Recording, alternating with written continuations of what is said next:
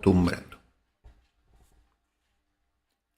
Ahora pasamos a Nicolás Márquez, que hizo 2 lives, uno de 1 hora y algo, que lo vamos a ver ahora. El otro dura 3 horas, estoy para verlo. El tema es que no sé si llego con los tiempos, porque estamos hablando de 1 hora, nos vamos a las 9 y después 3 horas. Me parece que este de 3 horas queda para el próximo programa. Vamos a ver a Nicolás Márquez con Ceferino Reato, hablando de Pax Menemista. Vamos, no más. Queridos amigos, muy buenas tardes. Tal como anticipé ayer, hoy tenemos el gusto, y es un gran gusto personal y un gran gusto para todos. Les pido que pongan likes, que multipliquen, que amplifiquen. Ustedes saben lo que a mí me interesa y el tiempo que le he dedicado a la década del 70, y a cualquiera persona que tenga esta inquietud no puede nunca jamás dejar de leer, por ejemplo, a Ceferino Reato. Es una literatura obligatoria, Ceferino Reato. La cantidad de libros que y libros que después han generado causas judiciales, que han cambiado paradigmas. Joffre, Berbisky, no importa. Hay arquetipos que no pueden no ser leídos por todo aquel que se interesa por determinados asuntos. Así que amplifiquen esto, pongan likes, porque hoy contamos justamente con él y le agradecemos infinitamente su tiempo y su disposición para iluminarnos en función de su nuevo libro. Y antes de darle la bienvenida a Ceferino Reato, Pax Menemista, historia secreta de los indultos a militares y montoneros en el país del odio.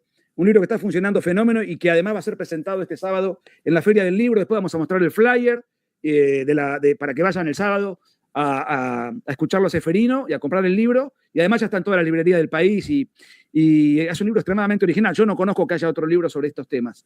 Ceferino, la verdad que es un placer reencontrarme contigo y te agradezco mucho tu tiempo para conversar un rato sobre un tema tan inquietante, tan apasionante y creo que muy poco explorado. Gracias a vos, Nicolás, por la invitación a charlar, y siempre es un gusto hablar con vos, que también sabés, te ocupaste mucho de los 70 y en momentos donde nadie escribía demasiado, ¿no? O por lo menos no escribían en un tono, en otro tono sí. Claro, no, y vos sabés que, bueno, lo que yo te quería preguntar de antemano, ¿este es un libro sobre los 70s o es un libro sobre los 90s? Porque lo que vos narrás acá, obviamente ocurrió al comienzo del gobierno de Menem, pero está intrínsecamente relacionado con la guerra entre montoneros y militares. Claro, yo creo que esa está a caballo de las 2 décadas, porque fue uno de los intentos, el de Menem con los indultos, pero con también otros gestos de reconciliación, de precisamente reconciliar el país y de alguna manera darle una solución política al enfrentamiento, a la violencia política de los 70, ¿verdad?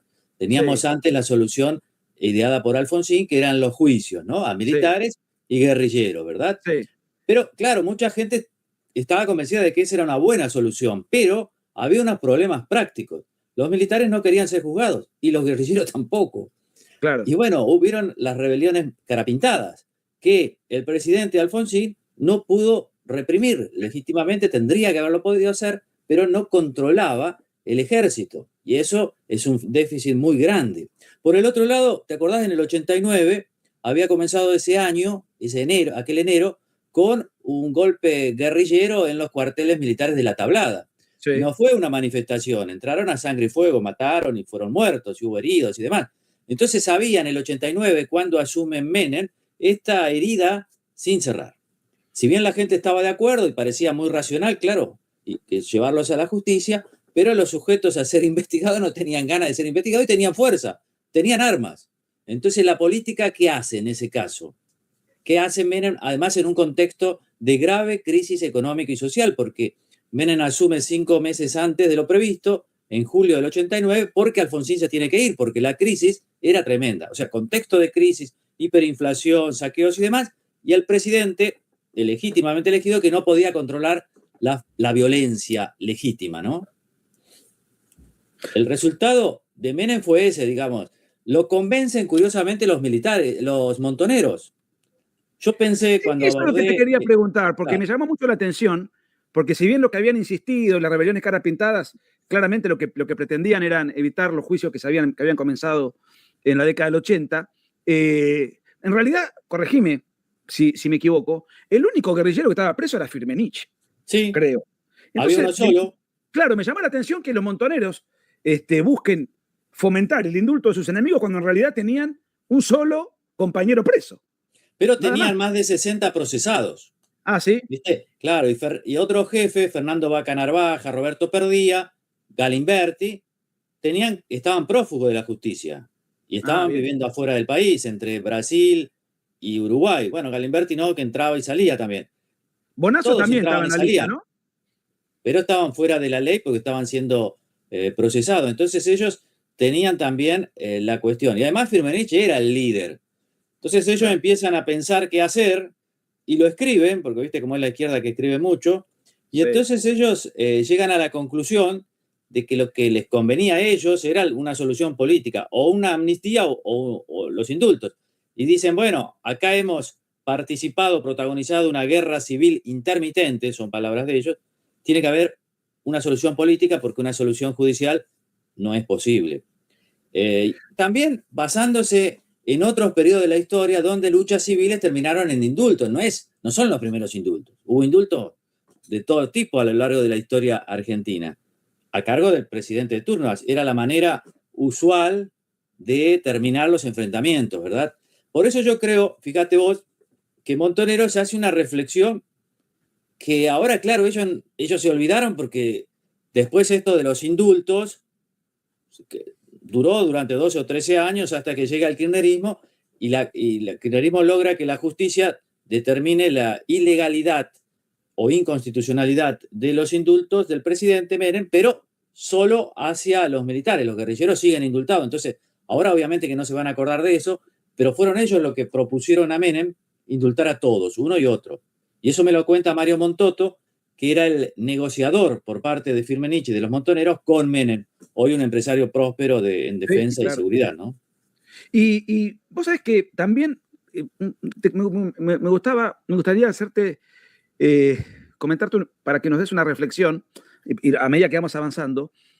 Hubo 2 o 3 gestos colaterales o complementarios a esto, de menor envergadura, por supuesto, pero para mí, yo me los acuerdo, cuando Menem asume, yo tenía 14 años, pero me acuerdo perfectamente. Uno fue el abrazo entre Menem y el almirante Rojas, ¿no? Sí, claro. Y para los jóvenes, porque en las redes hay muchos jóvenes, el almirante Rojas era el emblema del antiperonismo más furioso. De hecho, era la persona a la cual se le atribuye en la Revolución del 55 y en junio del 55 los bombardeos a casa de gobierno, nada más y nada menos.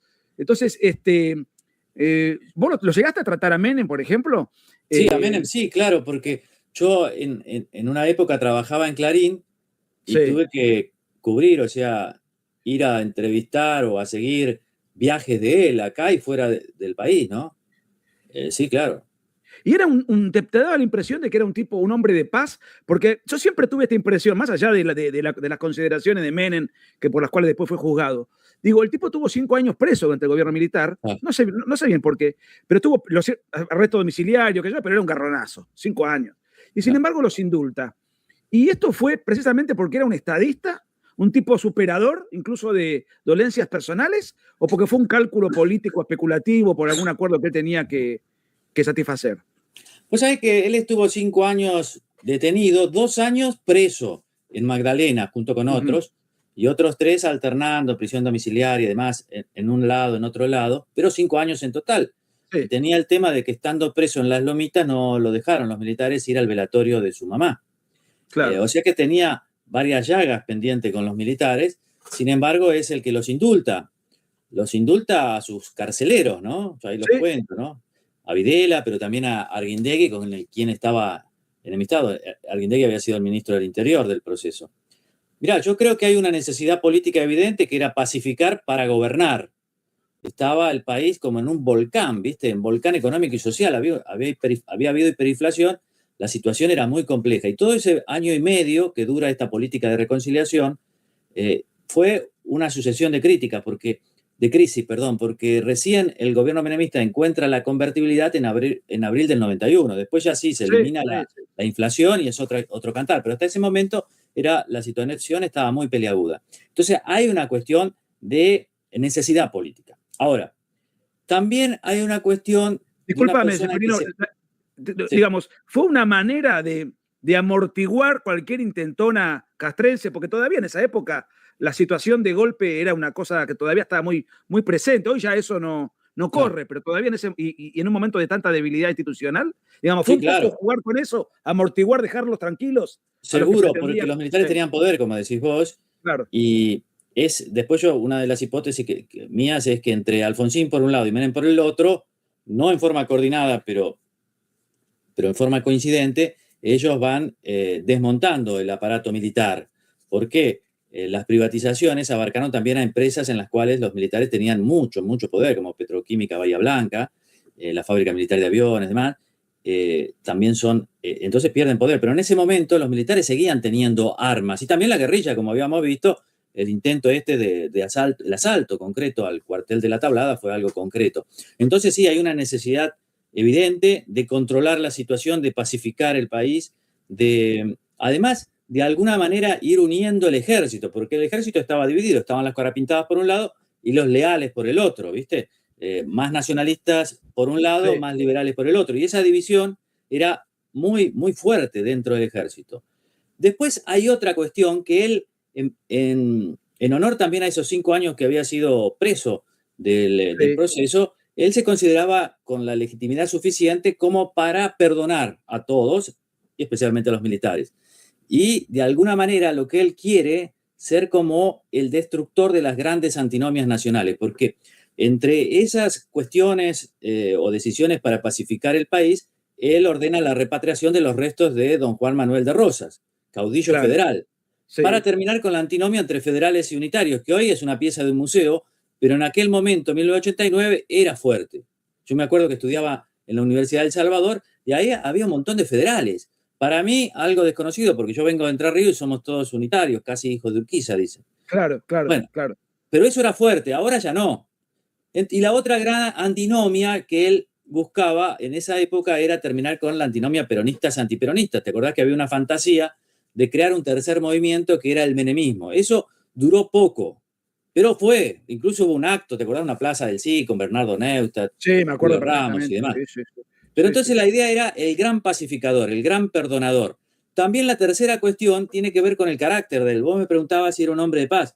Yo te puedo Sí, decir que yo en el 89, 90, 91, 92, 93, 94, 95, hasta el 96 trabajé en Clarín. Y en una época éramos muy críticos de Menem y él se la bancaba, ¿eh? O sea, tenía un don de gente muy especial. Eh, era un tipo, era un político en eso especial. Yo he incluido en el libro varias anécdotas que hablan de una persona que no tenía odios. Yo eso no lo creo porque yo tengo odios, entonces me es difícil. Pero las he incluido a estas anécdotas porque son varias y coincidentes las fuentes. Como una persona que estaba, viste, que le costaba odiar. Y el hermano Eduardo Menem, por ejemplo, me cuenta alguna anécdota. Cuando vuelve, él sale de la cárcel, ya el proceso se estaba cayendo en el 82. Él había sido gobernador de La Rioja y en La Rioja era abogado, entonces había litigado, era muy, muy conocido, obviamente. Cuando va a la zona de tribunales de La Rioja, salen todos a saludarlo. Ya era el 82, el gobierno militar se caía, ¿viste? Iba a haber democracia, él podía haber, seguro que iba a ser electo gobernador, ya lo había sido, era muy popular. Entonces a la salida Eduardo Mena le dice, pero Carlos, al final te has saludado con personas que han dicho cosas terribles de vos. Bueno, ya está, Eduardo, me cuenta Eduardo Menem, ya está, ya pasó. Pero yo le he quitado al saludo a varias de estas personas que vos has saludado porque te han criticado. Y bueno, Eduardo, amígate cuando puedas, ¿viste? O sea, una persona rara, en ese sentido, era una persona que todo lo que sea bien y mal, ¿viste? Lo tenía un poquito difuso. Era un outsider también, a su modo.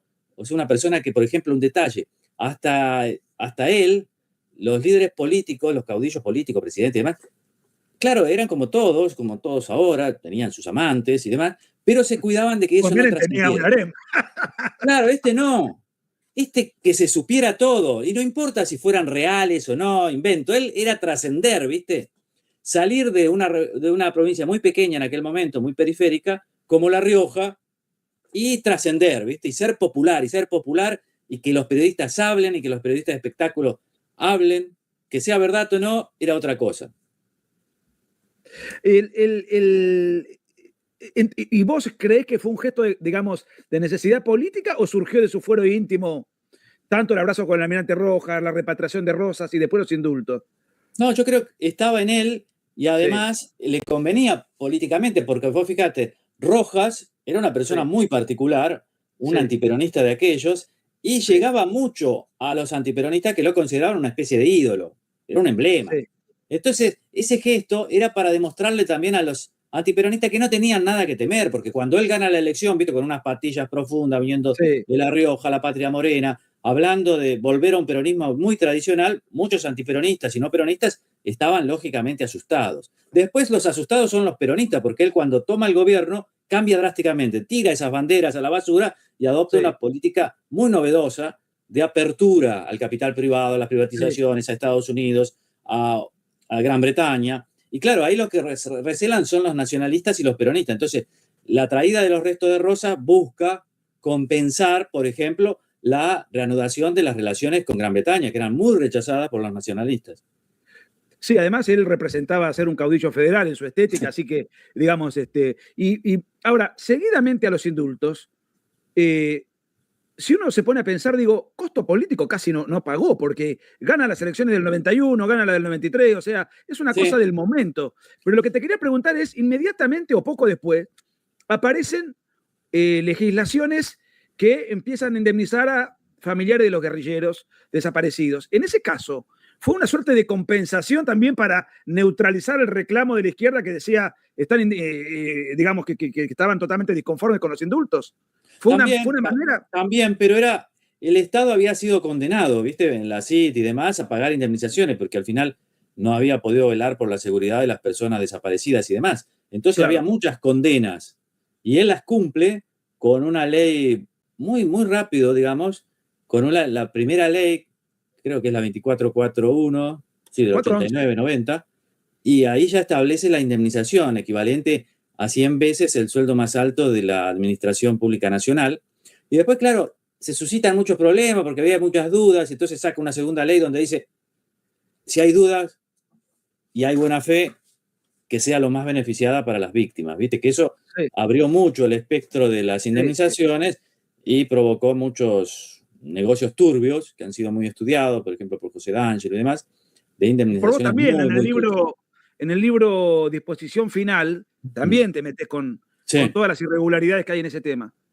Sí, con eso yo ahí descubro, estaba a la vista, pero Cristina crea un registro único de víctimas del terrorismo de Estado y ahí están anotados todos con nombres y apellidos.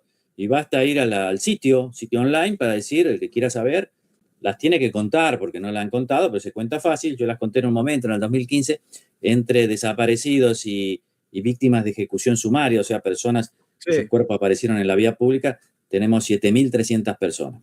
Y eso era Indemnizadas. indemnizadas, no todas, esas son las víctimas, porque Bien. algunos parientes nunca aceptaron las indemnizaciones. Por ejemplo, Eve de Bonafini y otro grupo de madres nunca aceptó porque era cambiar dinero Sí. por la sangre de los hijos y demás, pero en general sí. Son 7.300 todos, porque las fuentes que se utiliza ahí son todas las que hay, digamos, las que hay de verdad. Después uno dice, no, fueron 20.000, 30.000, por Pero 45.000. Eso esos es otra cosa. 7.300 que vos señalás comprenden desaparecidos también previos al gobierno militar, No, ¿verdad? esos son ¿No? los 7.300 desde el 24 de marzo del 76 al Ok, 10 de ok, diciembre del 83. ok. Después sí han hecho otro recuento hacia atrás, porque claro, aparte de las dos leyes de Menem, después se crearon otras tratando de estirar, ¿viste?, las indemnizaciones hacia atrás, porque en el fondo la interpretación de los legisladores, no solo del kirchnerismo, y ya también es previo al kirchnerismo, era, acá han caído todos luchando por la libertad. Es una interpretación, no es una interpretación complicada, porque también hay radicales, incluso del PRO, también votando a favor de eso, y llegaron, claro, hasta el 55, porque no fueron más allá porque ya estaba el peronismo, ¿viste? No era que no tenían, pero tampoco se pueden meter con Juan Domingo Perón. Igual serían unas 1.100 personas más, según recuerdo yo, pero son números que no veo desde el 2015. Bueno, yo eso lo saqué por primera vez en Operación Primicia, que fue el segundo libro sobre los 70 que hice en el 2010, Sí. porque fueron los soldados formoseños que combatieron contra los montoneros cuando en 1975 Montoneros lanzó su ejército montonero, gobierno de Isabel Perón, y fueron a Formosa a atacarlo, y ahí los soldados formoseños los rechazaron, fue un fracaso, hubo muchos muertos, 24 muertos, 12 y 12, 12 de cada 12 y 12. bando, y fueron los soldados formoseños los que me alertaron, me dijeron, ¿por qué usted viene acá? Y sin embargo nosotros seguimos pobres como ratas, y los que vinieron acá, que eran de clase media y demás, han sido indemnizados. Y yo ahí no lo podía creer, ¿viste? Yo digo, me deben estar macaneando, y cuando vengo acá era así. Y no lo podía creer, y lo escribí, porque, claro, yo pensaba, ¿cómo puede ser esto, viste? ¿Cómo puede ser que sean indemnizados? Voy a prender la luz, ¿no? Perdón. En vivo. Se ve bien, ¿eh? Se ve bien. Bueno, ahora se ve. Entonces, yo digo, ¿cómo puede ser esto? No puede ser verdad. Si los tipos fueron y atacaron un cuartel en democracia, Isabel Sí. Perón, Sí. ellos fueron los que atacaron. El combate fue franco, digamos, ahí murieron 12 y 12. Los Sí. cuerpos fueron entregados a sus parientes. Sí. ¿Cómo todavía los van a indemnizar? Y era así. Vos sabés, el expediente judicial me llamó la atención, porque comienza con un informe de un prefecto diciendo han atacado, y termina con un pedido de la subsecretaria de Derechos Humanos de la Nación pidiendo la constancia de defunción de uno de los atacantes como paso previo para indemnizar a sus parientes. Paradoja, ¿no? Ahora, vos tuviste, para mí es un privilegio, aunque creo que las críticas que te hicieron fueron ridículas, pero es un privilegio el haber entrevistado a Videla. El propio Lanata decía, a mí me hubiese gustado hacer ese reportaje.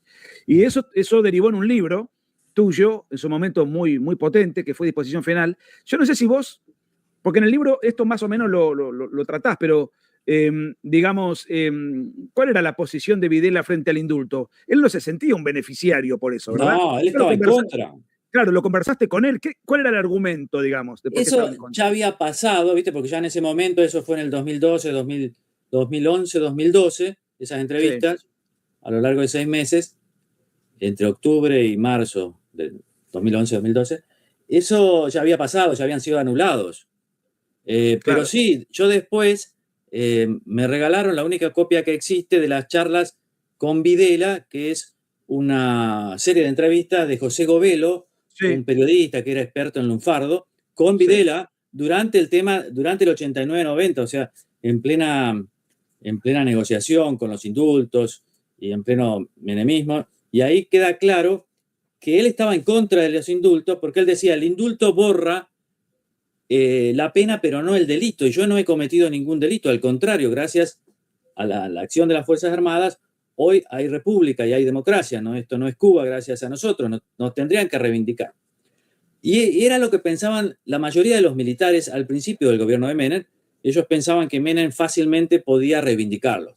No era tan fácil, no era que Menem lo quisiera hacer, pero tampoco estaban las condiciones para hacerlo. Y al final fueron todos convenciéndose que, bueno, mejor quedar libre, aceptemos el indulto. Menos dos. Uno fue Videla y el otro fue Menéndez. ¿Te acordás?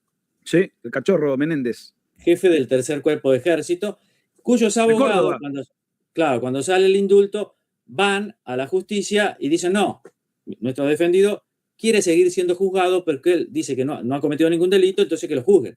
Y ahí es la Corte, cuando esto llega rápidamente a la Corte, y la Corte establece ya en el 91 que los indultos son válidos y que la facultad presidencial de indultar a las personas tiene valor más allá de lo que opine, piensa o sienta el beneficiado. Es decir, que Menéndez podía no aceptarlo, pero igual el indulto corría.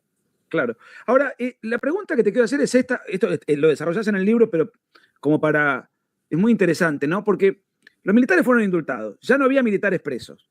¿Por qué entonces se produce la rebelión carapintada posterior a los indultos? ¿Qué querían? Y porque la verdad es que Menem llega al gobierno, acordémonos, en 1989, con una serie de aliados. Y uno de los aliados son los carapintadas. Los carapintadas trabajaron para la candidatura de Menem, hicieron votar a todos los cuarteles y aledaños, ¿no?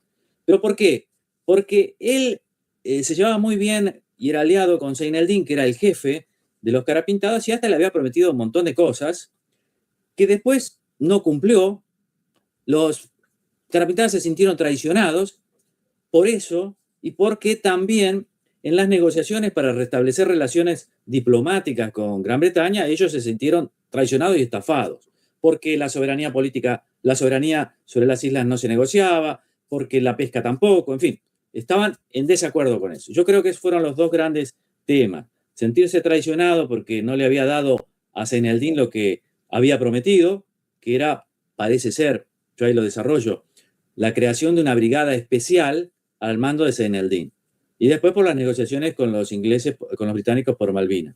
Yo les he dicho siempre, y me ha interesado entrevistar a los Carapintadas porque sobre la rebelión que Menem clausuró, reprimió eficazmente, se ha escrito mucho del lado, digamos, del menemismo, de Balsa, de los leales, pero no tanto del lado de los Carapintadas. Y siempre les he preguntado ahora en las entrevistas, pero bueno, ustedes no, claro, porque los políticos a veces prometen cosas, pero tampoco le podía convertir a Zaineldin en el hombre fuerte del ejército, si precisamente la consolidación de la democracia implicaba la eliminación del partido militar. Pero no, Ahora, ellos se sentían traicionados. y Zaineldin tenía, creo que un vínculo de amistad muy, muy profundo con Zulema Menem. Claro. Zulema Yoma. Claro, ¿Eso de dónde Zulema venía? Yoma. ¿De dónde venía ese vínculo? Bueno, ellos eran profundamente católicos, eran de ascendencia musulmana, árabe, musulmanes. Sí. Después se hicieron católicos fuertes, ¿no? En realidad fueron siempre católicos porque... ¿Fueron católicos? Eso es un tema que... Zaineldin es ruso. Ah, no, Zaineldin sí, digo Menem.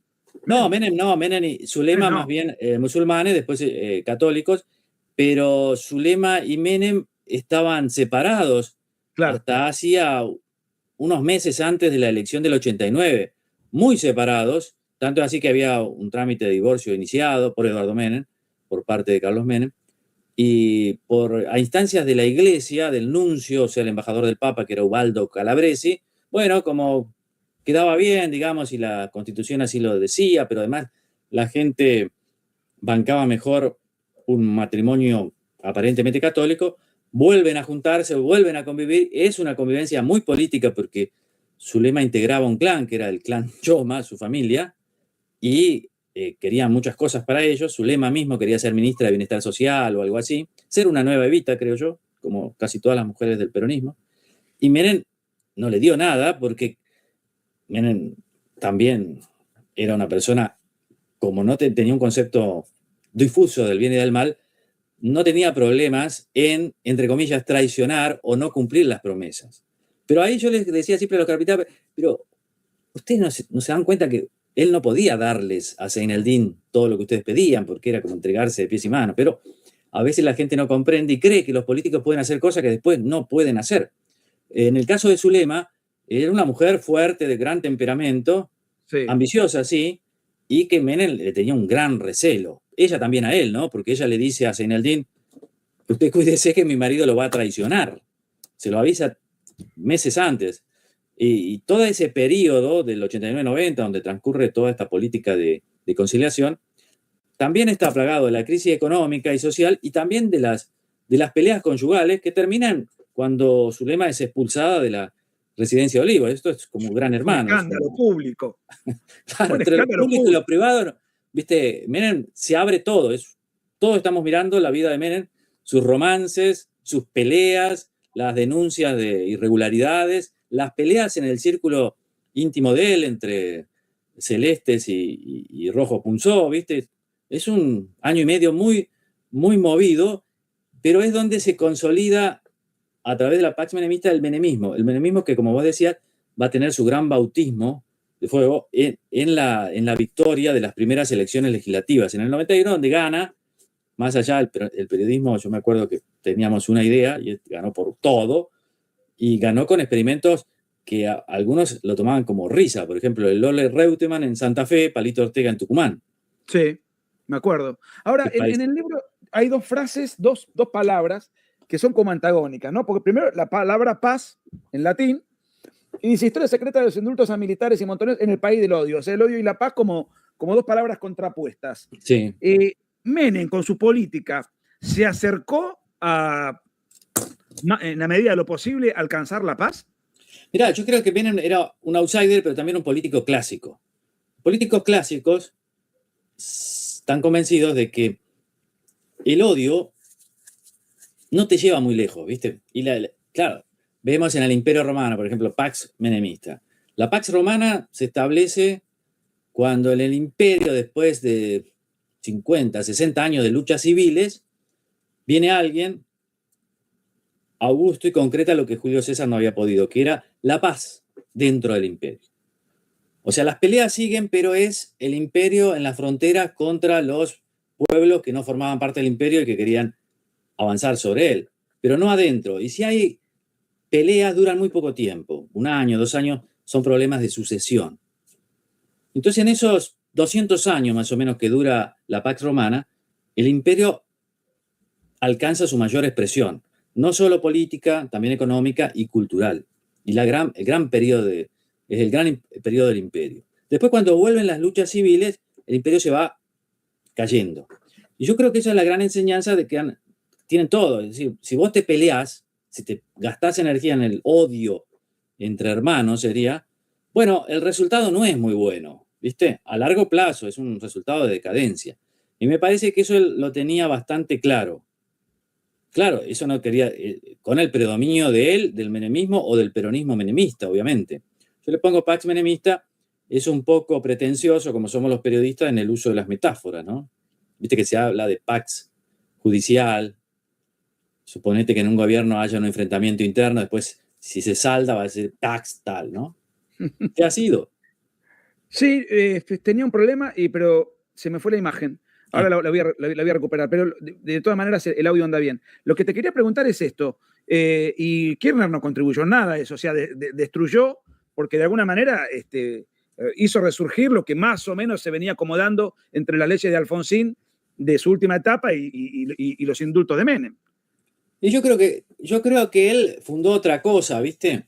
Él era un tipo Néstor era un tipo de la grieta, del odio, ¿no? Es la manera que él encontró para construir consenso después de que Menem también abandonara el balotaje. Había ganado por muy poco y Kirchner había salido segundo con el 23%. Entonces encontró la bandera de los derechos humanos y me parece que ahí él contesta una pregunta que yo la he tratado en otro libro, 12 noches, sobre la gran crisis del 2001. Sí. Son crisis donde los países se preguntan cómo es que llegamos a esto, ¿no? Y creo que él encuentra la respuesta adecuada para ese momento y para él y para su fuerza política, para el centro izquierda, que han sido los militares. Que ahí es otra cosa, porque ya los militares ahí ya no tienen nada de poder, ¿viste? No tienen ni empresa, no tienen nada, están deslegitimados por todos lados. Entonces son un enemigo fácil, pero al mismo tiempo se mandaron tantas macanas que creo que la mayoría de la gente acepta esa receta kirchnerista y dice son los militares. Y bueno, lo vamos a meter a todos presos, y ahí es que andan presos todavía, ¿no? Pero con el apoyo de las mayorías, ¿eh? Yo creo que siempre es con el apoyo de las mayorías, ¿viste? Por eso el kirchnerismo ganó tantas elecciones, 2007, 2011. Bueno, ahí también sumó la muerte de Kirchner, pero Sí. es ahí, ¿Pero ¿no? pero te crees que influyó el tema de la política setentista para ganar las elecciones? ¿O fue que la bonanza, la soja y todo el periodo de los primeros 5, 6, 7 años? Porque, Sí, ayuda, obviamente que yo te podría, eso ayuda, pero viste en el relato, perdón. porque ¿sabes qué? No, porque digamos, visto en sentido contrario, uno podría decir, bueno, pero Menem indultó y también se cansó de ganar elecciones, pero porque también le interesó la economía. Pareciera que eso, en definitiva, es lo que... Y que el otro como que por ahí interesa a minorías específicas. Pero, ¿sabes para qué sirve? Porque los relatos, que todas las fuerzas políticas necesitan un relato, ¿no? Verbalizar, no puede ser solo la economía, el relato son valores superiores, es el progreso, ¿verdad? Pero es también cómo vos amalgamás a tu grupo. Y yo creo que el tema de los 70, él se presenta como el heredero de aquella generación virtuosa, que en los 70 fue derrotada, pero que con nosotros, dice Néstor Kirchner, no, esta vez vamos a vencer. En aquel momento las fuerzas del mal nos derrotaron, hoy no, hoy tenemos otros medios, pero los ideales, los valores siguen siendo los mismos. ¿Los valores cuáles son? ¿Viste? Una patria más justa, más libre, más igualitaria, donde todos podemos disfrutar y demás, donde todos somos... Bueno, y en eso, el tema de los 70, y mirá, es tan importante los 70, que el núcleo del relato está fundado ahí, está regado en los 70, no solo en las palabras que salían del poder, sino también en los productos de los intelectuales, los libros, las películas, programas de televisión, todo estaba fundado en esos valores de los 70 y en lo que para mí siempre fue la romantización de las guerrillas, que fue algo, y ahora yo creo que está volviendo, pero verlos a Montoneros del ERP eran chicos bastante buenos. Y sí, mataron a uno, pero los ideales eran tan buenos, y eran jóvenes. Sí. Pero mataron a este, y bueno, sí, claro. Hay una romantización, me parece que está en curso, lo podemos ver. Vas a ver personas, periodistas, colegas que se dicen fascinados por Montoneros, ¿no?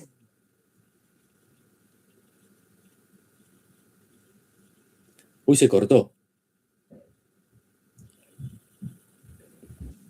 Bueno, se ha cortado, ¿no? No, ahora no, estoy teniendo desde ayer, y no sé por la razón, porque tengo la conexión es perfecta, estoy teniendo problemas con la cámara. Pero te escuché decir que Milei, que admira a Menem, de hecho, él lo ha reconocido públicamente y le dio digamos, un estatus, un reconocimiento. Incluso está en el Salón de los Próceres, le dio un lugar también. Que según tu intuición, Milei también quiere acercarse a este tema en algún momento e indultar a los militares. Y no lo hace. Y lo que te quería preguntar es si vos ratificás que, o sea, esta intuición, te lo escuché en algún reportaje, estoy casi Sí, seguro. yo creo que sí, yo creo ¿Por qué que crees que no se termina de jugar? ¿No es el momento? yo creo que los militares, por lo poco que sé, consideran que ninguno los trataría mejor que Milei. Claro. Pero esperan, me parece, bueno, solucionar de alguna manera este tema. Y se habló, ¿te acordás de la posibilidad de indultar a los militares en coincidencia con un nuevo aniversario del 24 de marzo del pasado, ¿no? Sí. Yo creo que no es tan fácil indultarlos porque, claro, hubo una reforma de la Constitución que prohíbe el uso de la facultad presidencial del indulto para los condenados por delito de lesa humanidad. Sí. Uno podría argumentar, claro, viste que el derecho, según un cardenal importante, me acuerdo, que decía el derecho es un acordeón. Uno podría argumentar, claro, que estos delitos fueron anteriores, pero las condenas son posteriores, ¿no? Sí. En muchos casos. Entonces, podría enviar un proyecto de ley de amnistía.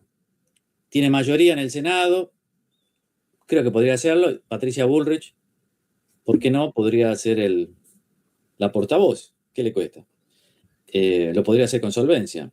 Claro que ahí debería perdonar tanto a los militares como a los guerrilleros. Si hay víctimas de las guerrillas que considerarían eso, no les gustaría mucho, ¿no? Por ejemplo, las víctimas de la bomba de Montoneros al comedor de la Policía Federal, 1976, ¿no? Que ahí la justicia sigue debatiendo si se investiga o no. O los parientes de Rucci, los compañeros de Rucci, ¿no? Que también está ahí en la justicia más o menos.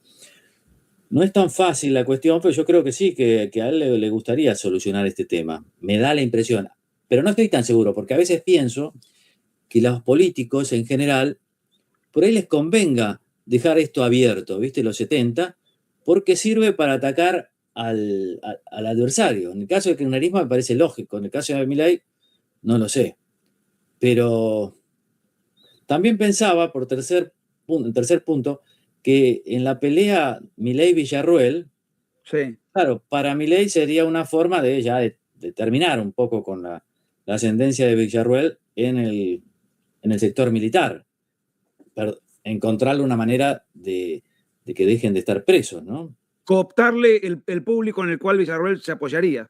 Claro, definitivamente, porque yo creo que los militares consideran que no estarían mejor con otro político, por lo menos por ahora, que con Milei, si bien está el problema de la obra social, ¿no? Que es un problema fuerte, quizás Sí, es un problema más duro para los militares, por lo que dicen, que los sueldos, que también son bajos, pero el tema de la salud es fuerte, ¿no?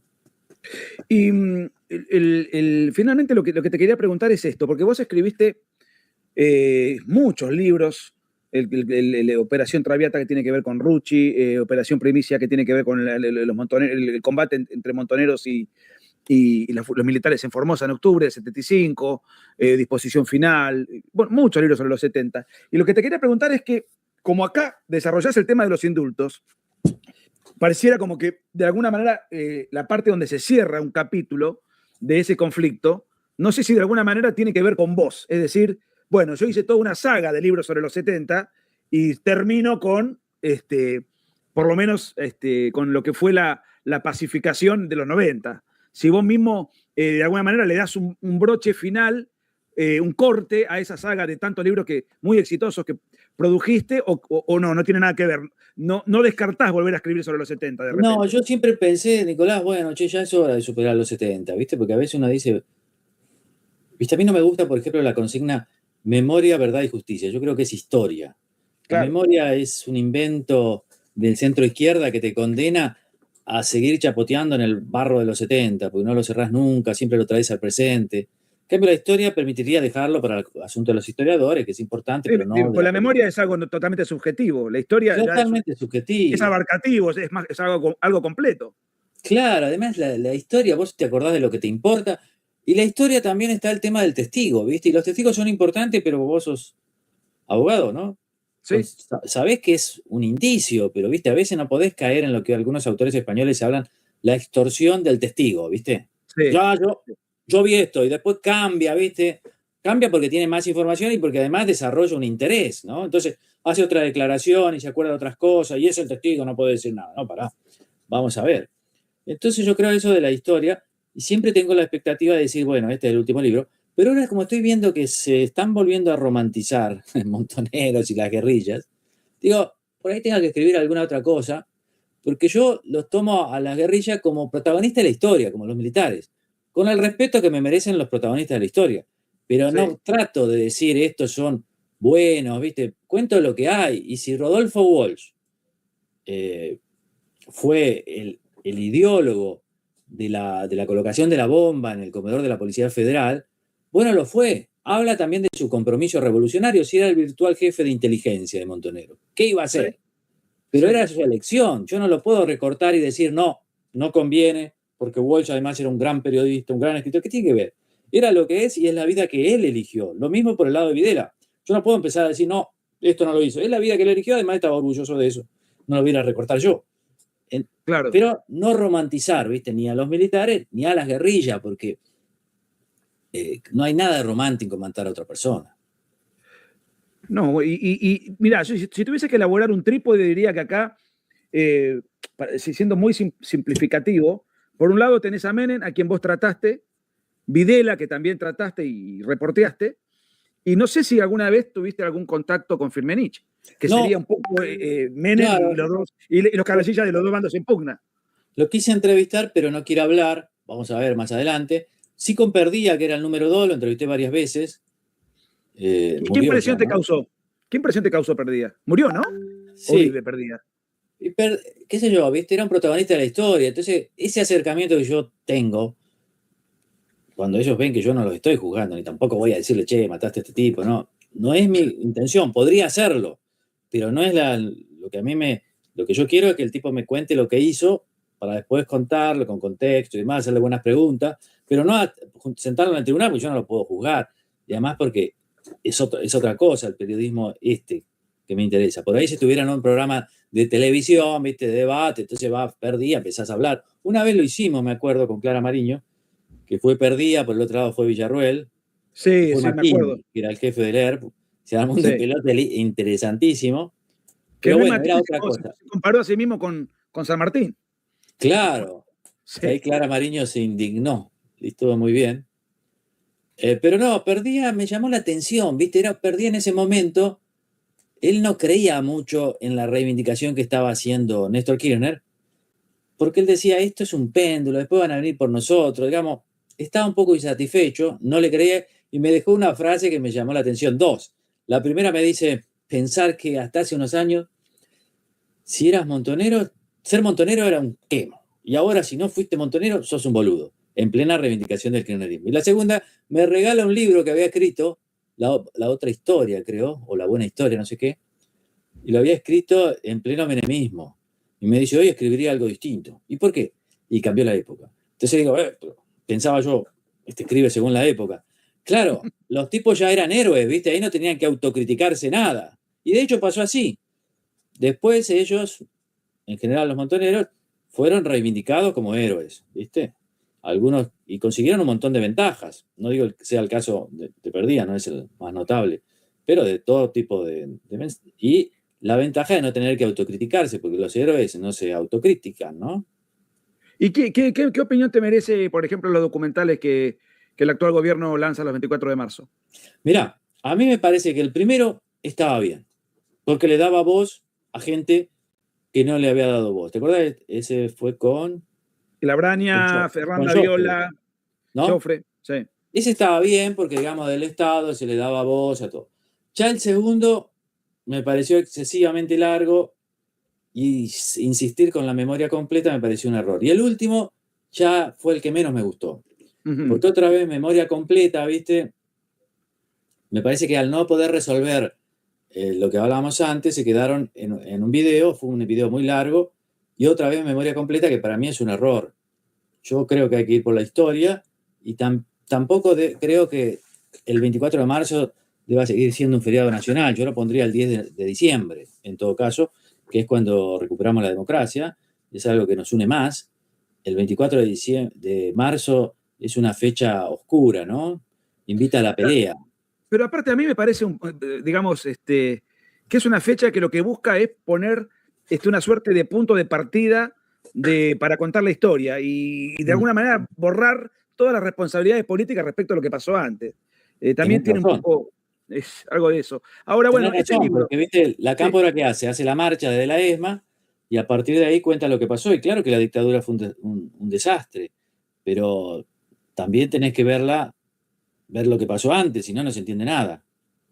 acá pregunta un amigo que nos está, dice ¿cómo fue, digamos, algo de la intimidad de tus charlas con Videla? No te quiero entretener más porque llevamos casi una hora, pero No, por podríamos favor. despedirnos No, con muy esto y interesante. después pasar No, el vos sabés chivo que a mí me gusta charlar con vos, Nicolás. sí, Y además estos temas también me apasionan, ¿viste? sí. Tanto escribir sobre esto. Bueno, mirá, yo hablé mucho con Videla, fueron 9 charlas así exclusivamente con temas periodísticos, pero como al principio esa charla iba a ser solo un capítulo de otro libro que yo estaba escribiendo sobre Córdoba, Sí, que después lo escribí, que se llamó Viva la Sangre. sí. Después, claro, cuando nos dimos cuenta que el testimonio valía un libro, tenía que hacer otras preguntas sobre el gobierno militar, y obviamente le tuve que decir que no iba a ser solo un capítulo, entonces ahí él no quería mucho porque tenía ese compromiso con Govelo. Govelo en ese momento había accedido al Consejo de los Abogados de no publicar el libro. Te cuento una anécdota. Ah, Me hace saber por una persona, me hace llegar, que estaba dispuesto a hablar y a concederme un reportaje. Entonces yo hago los trámites, viajo a Campo de Mayo, lo veo y me dice, bueno, sí, yo lo mandé a llamar, etcétera, etcétera, etcétera, pero no es el momento, porque acabo de tener un compromiso con un colega suyo, Seferino Reato, que va a sacar un libro. Y digo, la puta madre, me hace venir de Mar del Plata para decirme que no es el momento. Aparte, el tipo ya estaba muy grande. Entonces, digo, bueno, pero podemos empezar a trabajar y en todo caso yo saco el año que viene el libro. No, pero por una cuestión de principio y de coro. Bueno, me cagaste, Seferino. bueno, a mí también me dicen, no, yo ya le he dado mi palabra a un colega suyo, que era Govelo, Sí. tengo que ver. Entonces se demoró ahí, ¿viste? Yo dije, uy, no se hace, tengo que quedarme con los dos capítulos que iba a hacer. Y en un Sí. momento me dice, no, ya se solucionó. Después me enteré por un colaborador de Govelo ya murió, que es el que me dio Sí. la copia. Era un libro blanco, Claro, era grande. grande. Sí, sí, Ahí sí, lo yo lo vi. tengo. Y la verdad que es muy interesante. Y me dice el doctor Claise, Oscar Claise, me dice, no, lo que pasa es que fueron a hablar con el hijo de Videla, fue a hablar con Govelo, y Govelo dice, no, hagan lo que quieran, yo ya lo quemé. Cuando trascendió que había hecho esas entrevistas, me atacaron tanto, que me dio tanto miedo, que quemé ese libro, así que hagan lo que quieran con las entrevistas, yo ya no lo tengo. Y había una copia que le habían dado al doctor Claise y es la que me dio. Pero bueno, ¿cómo fueron las charlas? Mirá, yo encontré una persona que parecía vivir en el pasado, que se acordaba perfectamente y tenía todo bien articulado de cuál era su opinión sobre lo que había hecho, su relato sobre las cosas de las cuales él había sido protagonista y que vivía más en el pasado que en el presente. Una persona de otra época también, es decir, excesivamente ceremonioso, amable y demás. Yo en el libro lo pongo, ahora parece un abuelo preocupado por sus nietos, cuando vienen sus nietos a cantar en la misa dominical, ¿viste? Cómo recibirlos, de qué hablar y demás. Ahora parece, porque era una persona que ya era grande, ya tenía Sí, 85 años, claro. calculo. Entonces estaba ahí, pero era una persona que vivía en el pasado. Y a mí me interesaba ese pasado. O sea, Muy no bien. la vida del presente. Aparte lo recordaba con total lucidez, con Sí, todos los detalles. como yo no podía grabar, porque no podía entrar con cámaras, hasta la última vez que sí, pero entonces anotaba en un papel y tampoco quería poner cosas que no fueran las correctas porque podés escuchar mal. Después iba a casa y la pasaba en mi computadora y claro, le digo, la primera vez que lo veo, le digo, bueno, yo puedo volver y mostrarle, así usted ve que no he copiado algo que estaba equivocado, porque me puedo equivocar. Ah, sí, sí. Entonces él la tomaba, tachaba, miraba, no tanto, y la firmaba, y eso a mí me dio el argumento, la excusa para volver. Y viste cómo es que los periodistas tienen una gran ventaja cuando en vez de una pueden hacer 2, 3, 4 y más entrevistas, porque Sí, vas mejorando tu percepción, el entrevistado te miente menos, tiene más confianza, el diálogo es otro. Entonces eso a mí me ayudó bastante. Él tenía como una obligación, yo creo que se sentía que estaba próximo a morir, a decir su verdad y dejar un poco a salvo la responsabilidad de sus subordinados, muchos de los cuales compartían con él la prisión. Y supongo claro. que deben haber hecho sentir su presión para que asumiera la responsabilidad. Él la asumió plenamente, pero claro, eso era una cuestión que no tenía mucho que ver con lo que los juzgaban a los subordinados, ¿no? Sí. Y bueno, finalmente, el libro lo vas a presentar ahora en la Feria del Libro. Vamos a ver, porque El sábado. no hay un solo flyer. Lo único que hay es que lo encontré en internet, es una propaganda que está en un diario y que lo que se puede bajar ni siquiera está en PDF. Así que Ah, pero vamos yo a te lo compartir. mandé. Tengo un solo flyer. Mándamelo por WhatsApp, que ya mismo lo compartimos para. Pero, Por claro eso que tenía sí, la acá imagen. está, mirá. A Va a ver. ser el sábado a las 17:30 y voy a hablar con una charla con Ricardo Roa, Sí, que Roa tiene la particularidad de que es el número 2 del diario Clarín. claro. Y además en los 70 era periodista también, en un momento militante montonero, después salió de Montoneros y ¿Roa? fue crítico de Montoneros. Ricardo Roa era redactor en El Descamisado, que era una revista de Montoneros, ¿te acordás? Y Sí, él claro. termina con esa militancia, digamos, después del asesinato de Rucci, cuando Firmenich va y les dice fuimos nosotros. Y ahí sale de eso, ¿viste? O sea que es una persona que me agrada mucho conversar sobre estos temas. Y esto va a ser, a ver, vamos a repasar para invitar a la gente. Esto va a ser en la Feria del Libro, ahora voy a subir el flyer. Esto va a ser en la Feria del Libro este sábado. ¿El horario cuál es? Vamos a subir el flyer de todas maneras. 17:30. 17:30. A ver. ¿Y va a ser un diálogo o va a ser, cada uno va a exponer una visión sobre el libro, bueno, el autor y alguien que analiza el libro?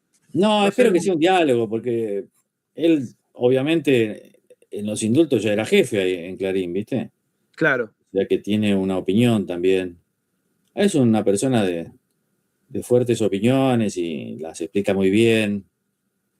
Y la verdad que yo creo que Ricardo debe tener 78 años, pero está muy bien. Siempre ha sido una persona muy deportista y es una persona muy importante en el diario. Fíjate que está Ricardo Kirchner, Ricardo Roa, hace años, porque Sí. son muy difíciles de reemplazar.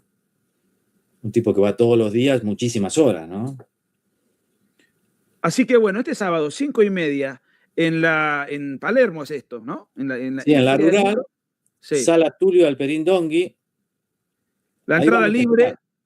la Entrada entrada libre y es gratuita. libre y gratuita y aparte me imagino la gente puede conversar con vos, sacarse fotos, y Mm. seguro necesitará este libro a la venta y además todos los tuyos.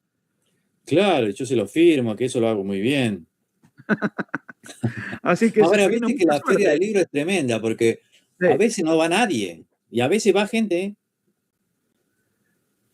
Bueno, pero digo, un a las sábado charlas. es un buen programa. Es un buen Sí, programa. Es yo una creo que buena sí. fecha que elegiste.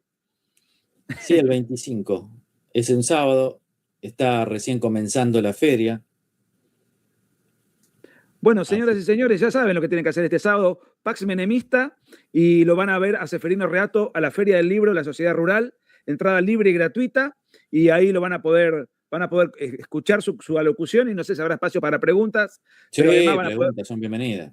van a poder interactuar con el propio Seferino y comprar el libro y hacerse firmar el libro y realmente a mí me fascinó la pluma, me encantó. me pareció menos novelado que otros libros tuyos, como que va más al grano. Esa es la impresión que saqué de este libro. Y bueno, también hay muchos diálogos, no sé hasta qué punto te tomás licencias o lo transcribís textuales. Hay No, muchos diálogos. son textuales. No me gusta mucho tomar licencia porque, viste, hay un tema que a mí no me gusta leer libros con muchas licencias. Yo creo que hay que ser muy correcto en eso. Podés cambiar a veces alguna forma, si hay un expediente judicial, ¿viste? Un testigo relata algo que me dijo tal, yo le contesté, entonces vos lo ponés en diálogo aclarando, después en la fuente que esto está tomado del expediente judicial. Pero no me gustan mucho las licencias, porque no funciona, Sí, terminás no creyendo nada, ¿no? denaturalizan, digamos, la veracidad, ya Claro. se torna más no sabes hasta qué punto. Y una sola pregunta te hago para terminar. ¿Vos viste la saga que está en Netflix? Creo que está en Netflix, la película Sí. de Menem. Sí, yo vi con mucho Sí. entusiasmo, pero llegué hasta el segundo capítulo. Creo que son 6. ¿Por qué? Porque me pareció que era como una caricatura de un personaje extravagante, de algún Macondo criollo, que me parece que está bien para un rato, pero después es una persona que mal o bien, y con muchos errores y con muchas deficiencias, gobernó 10 años y medio del país, ¿viste? A mí me parece esa vocación que nosotros tenemos que es un poquito autodestructiva, ¿no? De decir, no podemos hacer una serie de una persona más o menos. Imagínate, qué sé yo, salvando la distancia, ¿no? Felipe González, ¿no? Sí. Guasnar. Sí. ¿Viste? Hace una serie y más o menos contá lo que pasó, pero no es que lo vas a poner como un sevillano turro o al otro como un ogro, qué sé yo, no, ¿viste? Me parece a mí Mira, eso. yo No la hacemos vi, una serie y la única que haces es de una caricatura. yo la vi toda, en 2 noches, me entretuve mucho, pero yo tuve la impresión de como que le bajan, lo ponen como un pajuerano que llegó ahí, y la realidad es que era un flor de líder. Más allá de que te guste o no, era un tipo de un liderazgo, de una oratoria, de un carisma personal, de una viveza, y le hacen poner un rol, ¿viste? Por lo menos, por momento parece el Chavo del Ocho. O sea, medio caricaturismo, muy venido a menos, por momentos se lo muestra. Y era un tipo que, bueno, digamos, sí, tenía ese origen, pero, digamos, Ah. supo ejercer el poder a lo grande. Además Después, más tenía allá ese origen, viste, que es el origen de tanto con nacionales, ¿no? Porque es como el acento, a mí me molesta, viste, el acento, todos tenemos acento, los porteños también tienen acento. claro. ¿Qué es el acento, viste, la forma de hablar? Ojo que yo cuando voy al interior, por ejemplo, a presentar los libros, las mejores entrevistas, porque los colegas leen, los colegas que les interesa leen, ¿viste? No están apurados. Hay cosas, y también con los políticos también pasa lo mismo. Nosotros ahora, por la Constitución Nacional, tenemos muchos presidentes porteños, y está muy bien, pero este país fue bastante importante cuando hubo presidentes del interior, ¿no? Y la inmensa Tucumán, mayoría. cordobeses. Sí. Había otro diseño institucional y tenían otro peso las provincias gracias al colegio electoral, que podrá ser discutido de más, pero sin colegio electoral o son porteños en el caso del no peronismo o son con mucha influencia de la provincia de Buenos Aires, decisivas en el caso del peronismo, y ahí así se cocinan las candidaturas, por lo menos hasta ahora. Pero esa visión no me gusta la visión de la serie en ese sentido, fuera Menem o fuera Alfonsín, digamos, Sí. porque, digo, Sí, un poco Alfonsín, podés hacer. Alfonsín era un abogado de pueblo, en definitiva. Claro, también. Y Kirchner ni hablar. Kirchner ni hablar. Pero si vos Definió haces una caricatura y lo ponés como una persona con problemas en la visión, o como hablaba mal, o que usaba mal los trajes, vos decís, pero esa persona es como que le quitas la envergadura. Claro, le quitas envergadura y al país también le quitas envergadura. Porque vos decís, este tipo fue ungido por el voto, algo tenía, ¿no? Me parece eso, me parece. Gobernó. A ver, fue el presidente que más años gobernó en la historia argentina, creo. Claro. Porque, Después sí. otros decían, a otros les gustó, porque claro, si no lo conocés, decís, bueno, es un tipo vivo y demás. Bueno, Ceferino, no te embromamos más, son las 7:30 casi. Muchas gracias a todos, muchas gracias a vos, Ceferino. Recomiendo vivamente Pax Menemista. a los que están en Buenos Aires si pueden ir a la presentación. Y alguien preguntó por ahí sobre Mar del Plata. Bueno, eso lo estábamos comentando entre bambalina con Ceferino. Vamos a ver si para el mes de mayo podemos armar algo acá para compartir un espacio y que los marplatenses también puedan... Claro, lo mejor es con vos como anfitrión una charla, ¿no? Claro. Una charla como abierta, ¿viste? ¿No? Claro. Nada Bueno, solemne. vámonos charlando en el transcurso de estos días para darle forma, entonces. ¿Cómo no? Gracias por todo, Ceferino, y gracias a todos por estar. Y mañana, 7 de la tarde, con Gabriel Ballerini, un programón, donde vamos a hacer una radiografía minuciosa sobre este personaje, Dante Gebel, quién es, y bueno, no va a tener desperdicio. Mañana, 7 de la tarde, los esperamos. Después de estos bochornos que hizo últimamente, mañana lo vamos a conocer de punta a punta. Para muchos, para mí mismo es un personaje exótico, para otros estarán más familiarizados, no se lo pierdan. Ceferino, te despido, muchas gracias y nos hablamos. Gracias, muy generoso, Nicolás, como siempre. Hasta luego, y véanlo el sábado, 5:30 de la tarde, a Ceferino Reato en la Rural, en la Feria del Libro. Un abrazo. Abrazos. Bueno, hasta acá con este live, con esta entrevista de Nicolás Márquez con Ceferino Reato sobre Pax. Bueno, hasta acá llegamos con este programa del día de la fecha. Espero que les haya gustado, les haya servido. Nos vemos mañana a la noche, domingo por la noche, para continuar con más. Gracias a todos, nos vemos, que anden muy bien, que tengan un gran fin de sábado y un gran domingo para todos y una buena semana. Abrazo grande y hasta la próxima.